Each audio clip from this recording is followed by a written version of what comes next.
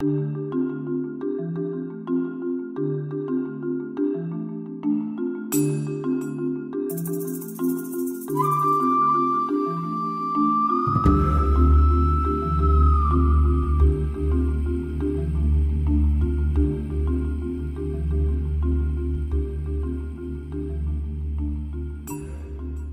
evening, everybody. Thank you for the invite and the opportunity to speak to you this evening on a gorgeous night.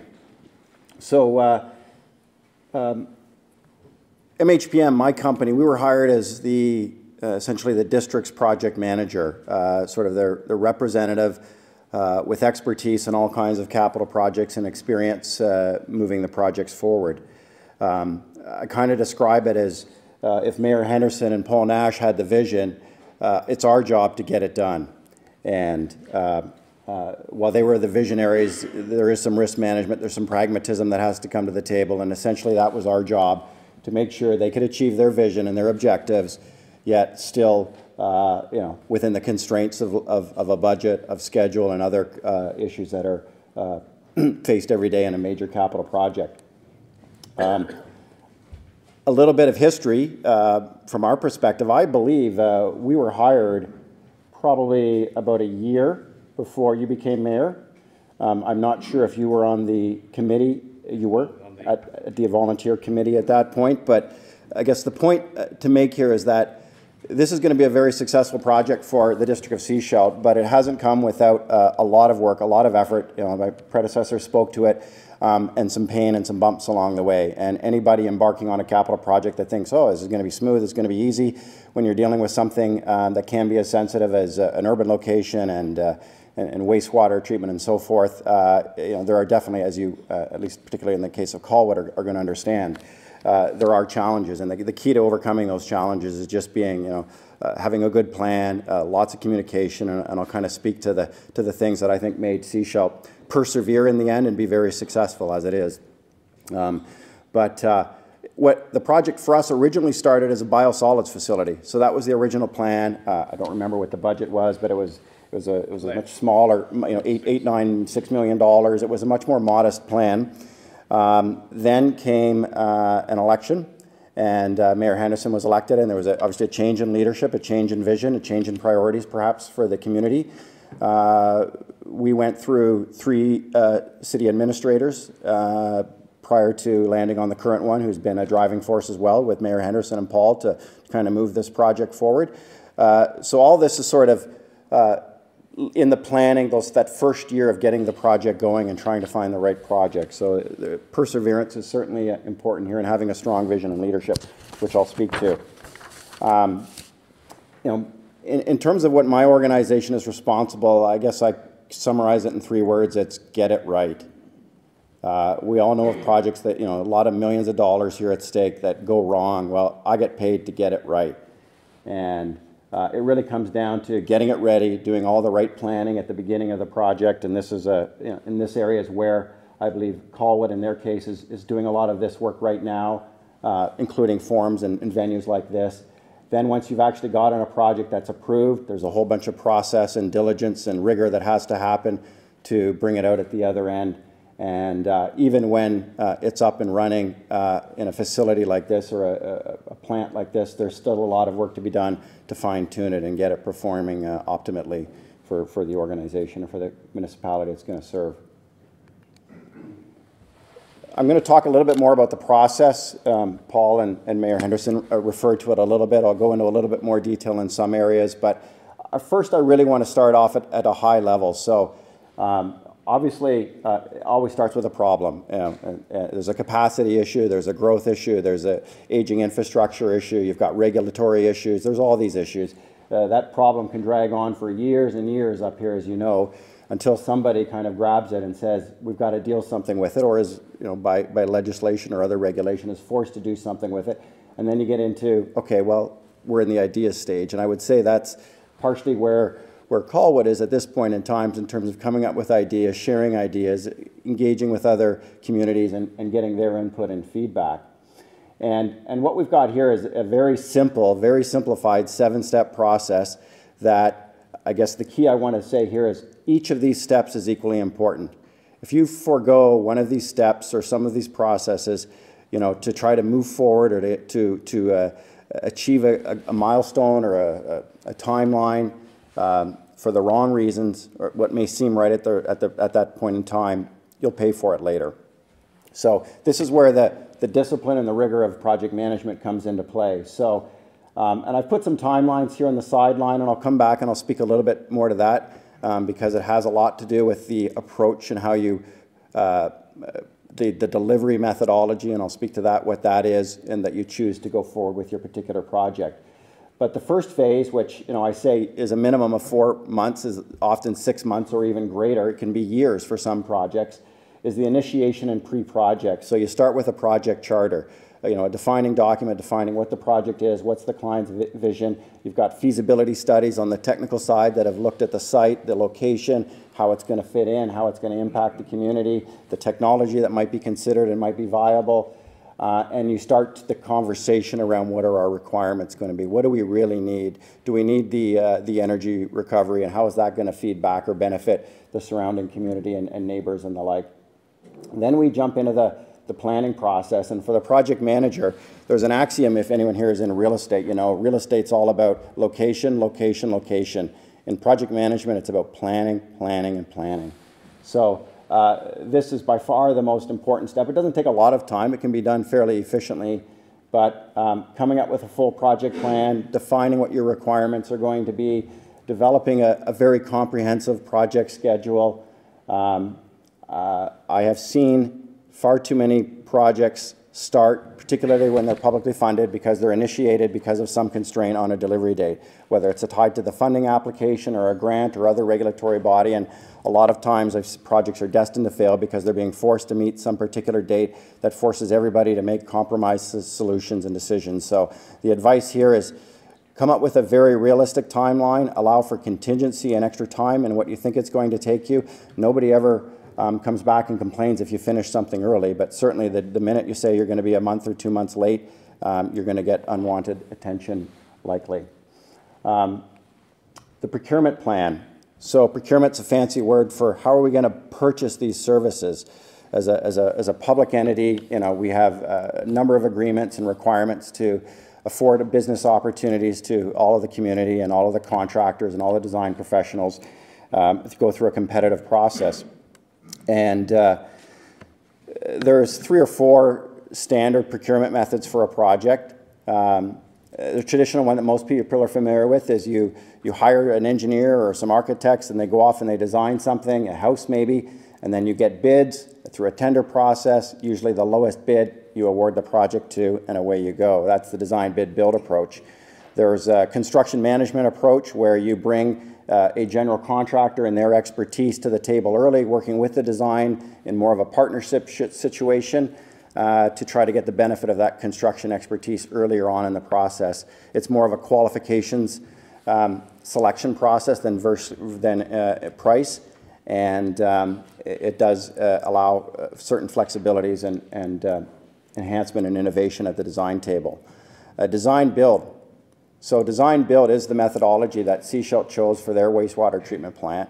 And essentially in a design build model, the single point of contact for both design and construction rests in one entity, which was the partnership of Maple Reinders and Urban Systems in this case. And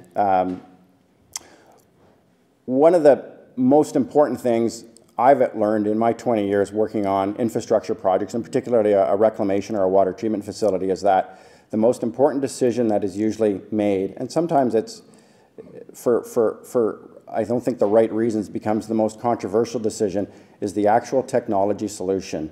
As my predecessors, and I know as Don and Andrew are going to speak after, there's lots of different ways of skinning the cat here. There's different technologies, and by and far, most of them will work. There are pros and cons and benefits of everyone. And what you find is that if you go a more traditional route, which is the design, bid it, build it, you have to make the decision very early on about what technology you're going to use. A lot of this stuff is very specialized. It's patented. There's only certain suppliers in Canada, locally in the world, for some of this technology, and it can be constraining. If you make a decision early on about a technology, you kind of have to live with that, and you're quite constrained as you go through the project. And that could mean in terms of flexibility down the road. It could mean in terms of the market response, the amount of people who are interested in the competitive pricing you get for that type of a solution, the availability of the product in terms of its schedule and how long it's going to take. It does work, and a lot of projects will follow that sort of traditional linear type delivery process, but you have to make that decision early on. There is a unintentional bias, I believe, in a lot of the professionals. They like technology they've used. There's risk associated with it, so you tend to stick within that comfort zone. Getting out of that comfort zone, there's just a little too much risk for them. And as Mayor Henderson alluded to as well, this is foreign for a lot of people, so you rely entirely on your technical professionals for the ins and outs of the technology and recommending to you the very best technology to use.